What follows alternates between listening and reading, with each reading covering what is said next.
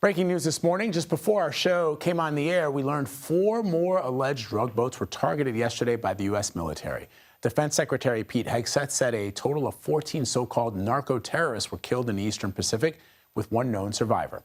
Joining me now from our D.C. bureau is CBS News senior national security correspondent Charlie D'Agata. So Charlie, what can you tell us about these new strikes? Yeah, Vlad, as you said, it just broke this morning. Moments ago, we heard from Secretary Hegseth, and, he had said that this is going to be a daily occurrence. We have to point out where these strikes took place. He said 3 strikes, 4 vessels. That's important because you can see in that video there, 2 of them were hit with 1 strike. 14 individuals were killed. The survivor, there was a search and rescue that was scrambled, largely with help from Mexican search and rescue teams, and we'll try to find out more about that survivor from those strikes. But yeah, we have to point out again, we've been talking a lot about the Caribbean. We know there's a hurricane headed in that direction. This is on the Pacific side. So there have been strikes on that side before. And I think at last count, if we're counting strikes or vessels, we're sitting between 13 and 14 strikes, focused in the Caribbean, but then also on that Eastern Pacific side as well. And those are the routes that are headed from Colombia. Wow. All right.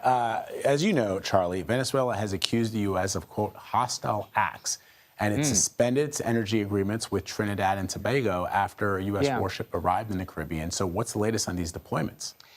So, Vlad, the deployment of these warships, we're already in that area. And what they're talking about is the USS Gravely. And the reason they're pointing it out is because it is in sight. So they're saying that this has gone a little bit too far. It's not in Venezuelan waters, it's on Trinidad and Tobago, but just the idea, the optics, that it's sitting there, they feel that that's provocative. And yes, Venezuela has got an agreement, an energy agreement with Trinidad and Tobago. However, Trinidad and Tobago are sort of U.S. partners and allies in the region, too. So I think what triggered this was really eyes on. They see it up in the port there, and they're not happy about us. This is sort of a protest. And they're also saying that Trinidad and Tobago and the United States are trying to come up with a, quote, false flag operation to make it look as if Venezuela is trying to attack the United States.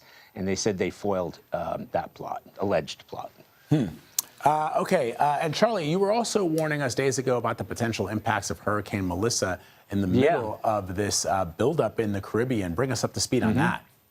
Yeah, so when we saw it build up, we know that there is a huge, that's not an exaggeration, a very significant U.S. force posture in that region. So, of course, I'm calling Navy and I'm calling Southern Command, the Southcom, where that region is, and trying to see where these assets, I've been told that they've been moved, they're out of harm's way. That video you're seeing there is actually Air Force video, and those are the so-called hurricane hunters. They use Super Hercules, a sort of trumped-up AC-130s to get there, and the Air Force released that. So that is not part of the U.S. military presence. Those guys are out of Biloxi. But they said that they've moved these assets, as they call them, out of harm's way.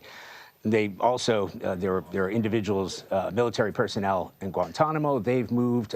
We've got a presence. We have F-35 squadron of F-35 fighters in that region. And again, as we've been discussing, they're sending an Air Force carrier. The Ford is headed in that direction from the Mediterranean. So it may slow the movement of that. It should have arrived within sort of maybe a week from now, but that weather situation may slow down the progress of the Ford. Wow. All right. Charlie D'Agata reporting from Washington for us. Charlie, thank you.